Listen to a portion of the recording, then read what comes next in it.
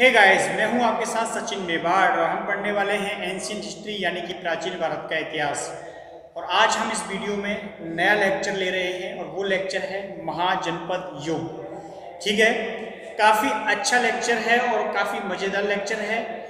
उम्मीद है ये लेक्चर भी आपको अन्य लेक्चरों की तरह पसंद आएगा और इस लेक्चर से आपको बहुत कुछ जानने को मिलेगा एंशिएंट हिस्ट्री के बारे में। तो चलिए हम ये लेक्चर स्टार्ट करते हैं, महाजनपद के बारे में जानते हैं और समझते हैं कि महाजनपद क्या था, कितने थे, किन किन क्षेत्रों में थे, कहाँ कहाँ स्थित थे।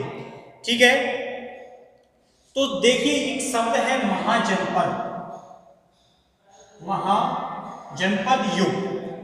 तो महाजनपद युग के बारे में हम बात करें उससे पहले आपको पता होना चाहिए कि महाजनपद कितने थे। तो 16 थे। कितने महाजनपद थे? 16 महाजनपद थे। ठीक है, ये बात आपको याद रखनी है, 16 महाजनपद थे। और इनका उल्लेख कहाँ पे मिलता है? इनका उल्लेख कहाँ पे मिलता है कि 16 महाजनपद थे? तो भगवती सूत्र, आपने इसके बारे में सुन रखा होगा, अगुंतर निकाय और भगवती सूत्र में इसका उल्लेख मिलता है कि 16 महाजनपद थे। ठीक है, अगुंतर निकाय और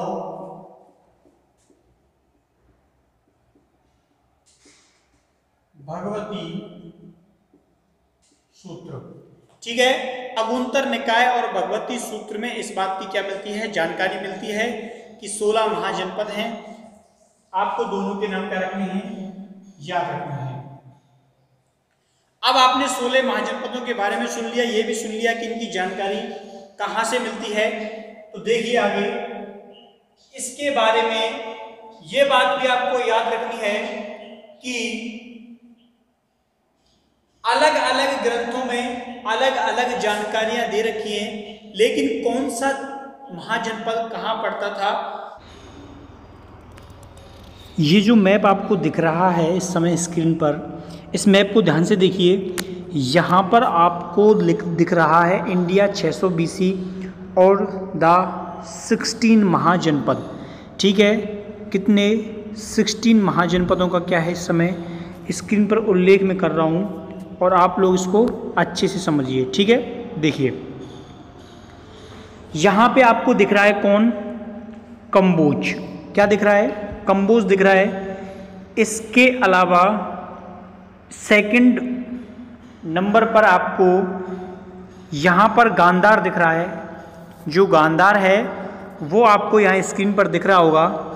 ठीक है, तो आपको इस मैप के माध्यम से जो स्थिति है कि कौन सा महाजनपद किस स्थान पर स्थित है, इसके बारे में पता चल जाएगा। ठीक है, इसके बारे में अगर बात करें तो यहाँ पर कौन सा महाजनपद पड़ता है इस समय जो मैंने टिक किया है, देखिए ये है कुरु महाजनपद। ठीक है, कौन सा महाजनपद है, कुरु महाजनपद है। इसके अगर हम नीचे आएँ, इसके अगर हम थोड़ा नीचे आते हैं तो यहाँ आपको पांचाल कौन सा पड़ता है, पांचाल महाजनपद जो है वो यहाँ पे आपको दिख रहा होगा। अब पांचाल महाजनपद से जैसे ही थोड़ा नीचे और आते हैं तो यहाँ पर कौशल महाजनपद पड़ता है। कौन सा महाजनपद पड़ता है, कौशल महाजनपद पड़ता है। इधर अगर राजस्थान की ओर हम आते हैं तो यहाँ पे कौन सा महाजनपद है, मत्स्य है। कौन सा है, मत्स्य है। और यहाँ पे इसके ऊपर की ओर सूरसेन महाजनपद है। ठीक है, दोनों की स्थिति बिल्कुल मथुरा वाला जो एरिया है, तो यहाँ पे कौन सा महाजनपद पड़ता था, तो यहाँ पे सूरसेन महाजनपद पड़ता था जो यहाँ पे स्थित है, ये मत्स्य है। अब हम उत्तर प्रदेश में अंदर प्रवेश करते हैं तो आप लोगों को मालूम होगा कि जैसे ही हम नेपाल की ओर बढ़ते हैं तो यहाँ पे कौशल हो गया। कौशल के बाद यहाँ पे देखिए मल्ल महाजनपद। ठीक है, मल्ल महाजनपद के हम पूरब की ओर जाएंगे तो यहाँ पे बज्जी महाजनपद पड़ता है। ठीक है, और इसके नीचे आएँ तो यहाँ पे काशी महाजनपद पड़ता है। कौन सा महाजनपद, काशी महाजनपद पड़ता है और इसके नीचे प्रसिद्ध महाजनपद मगध। ठीक है, मगध महाजनपद अंग वाला जो इलाका है, उड़ीसा वाला जो क्षेत्र है, यहाँ पे कौन सा पड़ता है? मगध पड़ता है। अब देखिए नीचे अगर आए तो ये गुजरात जो वाला हिस्सा है, यहाँ पे कौन सा है? अवंती महाजनपद है। कौन सा महाजनपद है? अवंती महाजनपद है। और इससे अगर पूरब की ओर बढ़ें तो यहाँ पे चेदी महाजनपद है। ठीक है, तो चेदी महाजनपद। अब हम नीचे जाते हैं बिल्कुल, तो यहाँ पे आपको दिख रहा होगा सबसे अलग अस्मक। कौन सा है? अस्मक महाजनपद है, जिसको अस्का भी बोला जाता है, अस्मक महाजनपद भी बोला जाता है। तो इस प्रकार मैंने आपको बताई महाजनपद कंबोज, गांधार, कुरु, मत्स्य, शूरसेन, पांचाल, कौशल, मल्ल, बज्जी, मगध, चेदी, अवंती, अस्मक, काशी। ठीक है, तो ये पूरे कितने महाजनपद हैं? 16 महाजनपद हैं। और 16 के 16 महाजनपदों की स्थिति के बारे में भी मैंने आपको अवगत करा दिया है। ठीक है, तो उम्मीद है जो मैंने जानकारी आपको उपलब्ध कराई है ये आपको बिल्कुल समझ में बैठी होगी, और इस मैप के माध्यम से, इस नक्शे के माध्यम से आपके सामने प्रत्येक महाजनपद की स्थिति जो है वो और ज़्यादा अच्छे तरीके से क्लियर हो गई होगी। ठीक है, तो देखिए अब आगे देखिए, हम जो हैं एक एक महाजनपद के बारे में चर्चा करेंगे, एक एक महाजनपद को जानेंगे और एक एक महाजनपद के बारे में विस्तृत चर्चा करेंगे। ठीक है, तो देखिए पहला महाजनपद कौन सा था?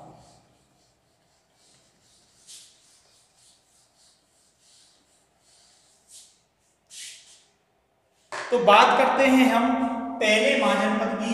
तो पहला महाजनपद कौन सा लेते हैं हम? तो लेते हैं काशी। ठीक है, कौन सा महाजनपद लेते हैं? काशी लेते हैं। और काशी की राजधानी क्या थी? तो काशी की जो राजधानी थी वो थी वाराणसी। कौन सी राजधानी थी? तो काशी की राजधानी थी वाराणसी। ठीक है, काशी की राजधानी कौन सी थी? तो काशी की राजधानी का नाम था वाराणसी।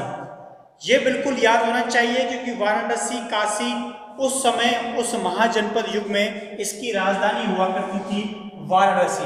ठीक है, उस समय ये सबसे शक्तिशाली, ठीक है, उस समय ये सबसे शक्तिशाली राज्यों में से एक था। और मैं यहां पे लिख रहा हूं वर्णा। क्या शब्द लिखा मैंने? वर्णा लिखा। और 80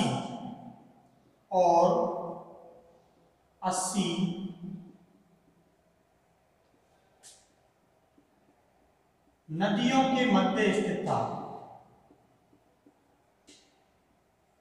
आप लोग सुनते हो ना कि 80 घाट, वहां क्या सुनते हो? 80 घाट का नाम सुनते हो ना? तो बिल्कुल वही 80 नदियों के मध्य स्थित था। ठीक है, तो यहां मैंने बताया है वर्णा और 80 नदियों के मध्य में कौन स्थित था? काशी स्थित था। और इसका जो संस्थापक माना जाता है वो माना जाता है दिवोदास। कौन माना जाता है? तो इसका संस्थापक माना जाता है दिवोदास। कहां लिखा हुआ है ये बात? तो महाभारत के अनुसार। किसके अनुसार? महाभारत के अनुसार इसका जो संस्थापक था वो कौन था? वो दिवोदास होता है। ठीक है, अब देखिए इससे आगे अगर हम बात करें कि संस्थापक दिवोदास हो गया, ठीक है, लेकिन यहाँ के सबसे शक्तिशाली शासक के बारे में हम बात करना चाहें तो कौन हो सकता है यहाँ का सबसे शक्तिशाली शासक? तो वो सबसे शक्तिशाली शासक था ब्रह्मदत्त। ठीक है, तो यहाँ का सबसे शक्तिशाली शासक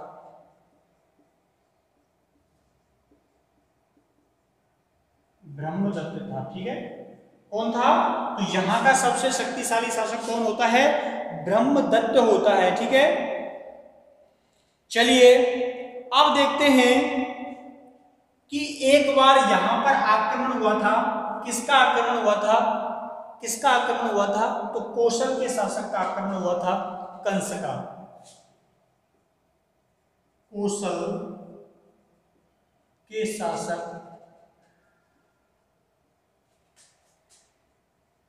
कंस ने यहां पर आक्रमण किया था। ठीक है, आपको जानकारी मिली कि यहां पर आक्रमण किया गया था। किसके द्वारा आक्रमण किया गया था? तो कंस के द्वारा आक्रमण किया गया था, और यहाँ पर बहुत बड़ी मात्रा में लूट मार मचाई गई थी कंस के द्वारा। ठीक है, ये कहाँ का शासक था? कौशल का था। तो मैंने आपको बताया कि किस प्रकार जो काशी है, काशी की जो राजधानी है वो वाराणसी है, वरुणा और अस्सी नदियों के मध्य स्थित है। इसके अलावा देवोदास महाभारत के अनुसार इसका क्या माना जाता है? संस्थापक माना जाता है। यहाँ का सबसे शक्तिशाली शासक जो था वो ब्रह्मदत्त माना जाता है। ठीक है, इसके अलावा कौशल के शासक कंस ने यहाँ पर क्या किया? आक्रमण किया। उस समय ये जो क्षेत्र था वो संगीत और शिक्षा के लिए काफी प्रसिद्ध था। संगीत एवं शिक्षा के लिए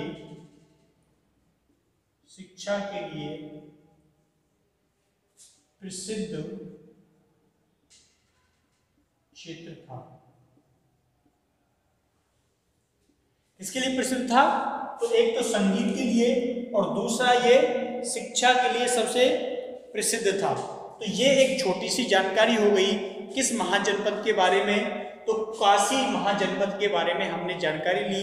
काशी जो है वो वाराणसी इसकी राजधानी होती थी। ठीक है, करुणा और अस्सी नदियों के संगम पर यह स्थित था। देवोदास को महाभारत के अनुसार इसका क्या माना जाता है? संस्थापक माना जाता है। यहाँ का सबसे शक्तिशाली शासक था जो ब्रह्मदत्त हुआ था। इसके अलावा कौशल के शासक कंस यहाँ पर क्या करता है? आक्रमण करता है। और ये क्षेत्र उस समय संगीत और शिक्षा के लिए काफी प्रसिद्ध था।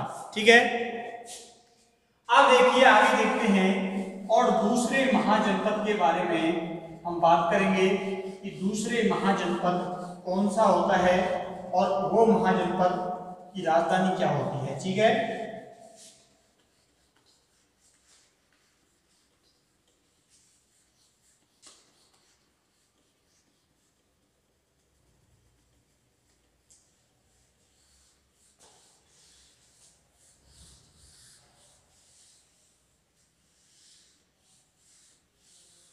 देखिए हम बात करते हैं कौशल की।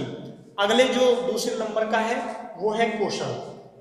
तो दूसरे महाजनपद की बात करें तो दूसरा महाजनपद है कौशल, और कौशल की जो राजधानी है वो होती है श्रावस्ती। ठीक है, इसकी राजधानी क्या थी? तो इसकी जो राजधानी थी वो थी श्रावस्ती।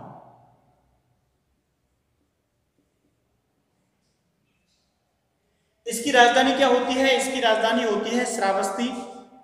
ठीक है, कौशल महाजनपद नंबर 2 का है। तो नंबर 2 कौशल, और इसकी राजधानी जो थी वो क्या थी? श्रावस्ती थी। आप लोगों ने मैप में देख लिया होगा कि श्रावस्ती कहाँ पर पड़ता है। तो मैं फिर बता दूं, तो ये इस समय कहाँ पड़ता था? जहां पे वर्तमान में फैजाबाद है। ठीक है, क्या है? तो जहां पर वर्तमान में फैजाबाद है ये वहां स्थित था।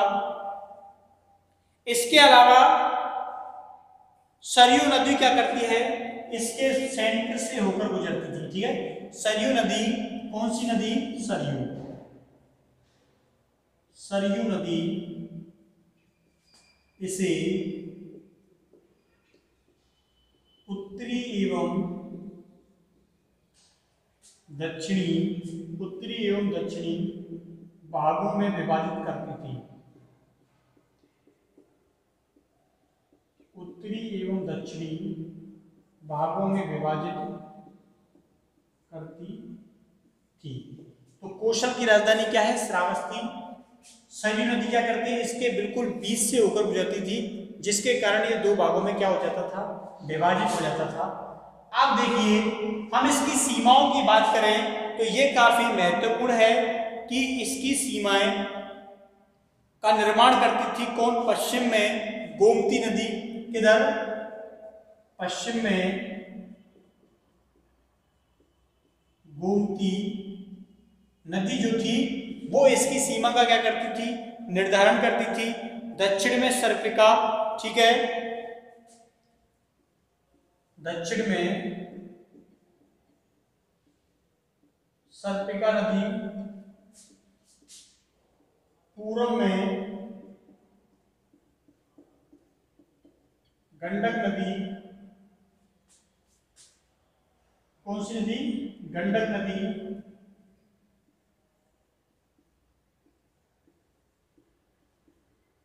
तथा, कौन सी नदी, गंडक नदी तथा सरयू नदी तो क्या करती, इसके बीच में इसका क्या करती, विभाजन करती। तो गंडक नदी, सरयू को लिखाना नहीं है वापस क्योंकि रिवीजन हो जाएगा, तथा चलो लिख लो कोई बात नहीं, सरयू नदी इसके मध्य से गुजरती।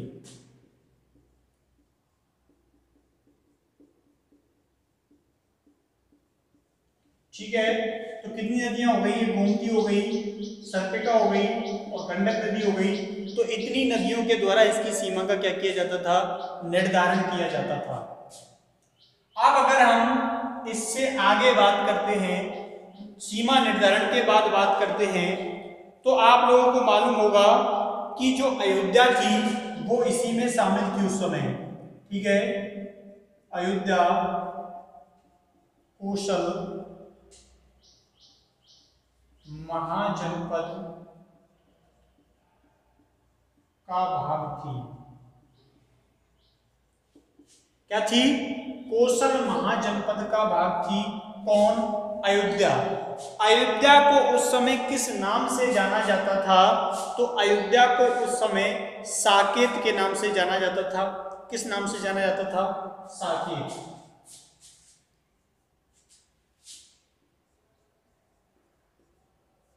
साकेत अयोध्या। ठीक है, आप लोगों के लिए समझ में आ जाएगा कि साकेत अयोध्या का क्या था, नाम था। तो यहां तक हो गया पूरा। चलिए इसको मिटाते हैं और आगे देखते हैं। तो कोशल की राजधानी श्रावस्ती कहाँ है, वर्तमान में फैजा मंडल में स्थित है। या वाला इलाका जो है सरयू नदी इसे उत्तर दक्षिण भागों में विभाजित करती है। पश्चिम में गोमती है, दक्षिण में सर्पिका है, पूर्व में गंडक है। इसके अलावा सरयू भी इसको दो भागों में डिवाइड करती है। अयोध्या कोशल महाजनपद का उस समय क्या था, भाग था। इसके अलावा मैं अगर और बात करूं तो कुशीनगर जो है वो भी इसी साकेत में पड़ता था। ठीक है, चलिए, तो आप लोगों ने अभी कोशल महाजनपद के बारे में जाना कि कोशल महाजनपद की राजधानी श्रावस्ती, इसके अलावा इसमें अयोध्या जैसे महत्वपूर्ण नगर भी स्थित थे। ठीक है, और बहुत सारी नदियां इसके आसपास बहती थी, इसलिए ये काफी उन्नत और संपन्न महाजनपद था। ठीक है, चलिए आगे हम देखते हैं कि इसकी राजधानी उत्तरी कौशल की जो राजधानी थी, हमने अभी पढ़ा कि इसको सरयू नदी दो भागों में डिवाइड करती है। तो दो भागों में डिवाइड करती है तो दोनों की क्या होंगी, अलग अलग राजधानियां होंगी। तो उत्तरी कौशल, ठीक है, कौन सा कौशल, तो उत्तरी कौशल की राजधानी श्रावस्ती थी।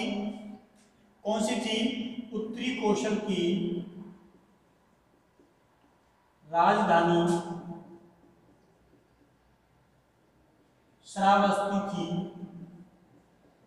और दक्षिणी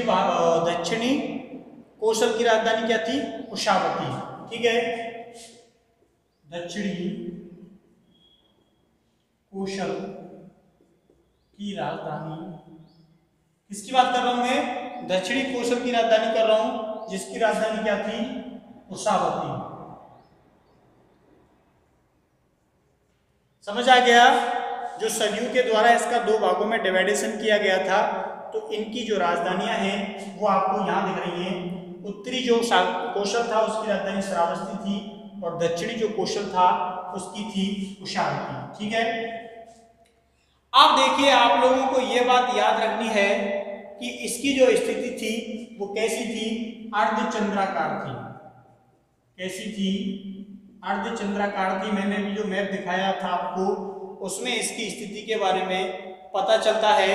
और यहाँ का जो सबसे शक्तिशाली शासक हुआ था, सबसे प्रसिद्ध शासक हुआ था, वो था प्रसेनजित। ठीक है, इसका सबसे शक्तिशाली शासक, सबसे शक्तिशाली शासक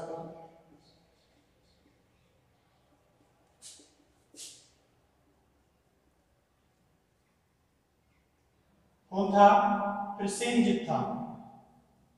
ठीक है,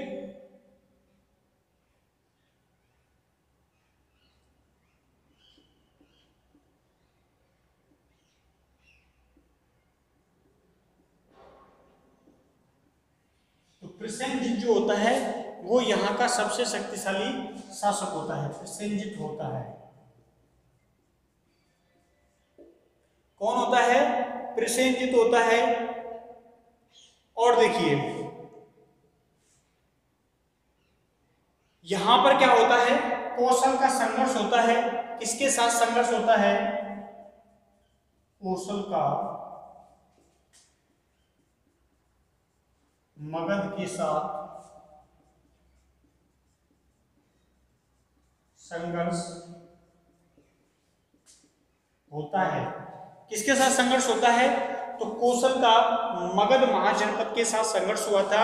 और यह संघर्ष जो है वो कब हुआ था, तो यह संघर्ष महात्मा बुद्ध के समय हुआ था। ठीक है, याद रखना है, इसलिए इसको महत्वपूर्ण माना जाता है कि महात्मा बुद्ध के होते हुए इन दोनों के बीच में संघर्ष हो गया। तो यहां लिखना है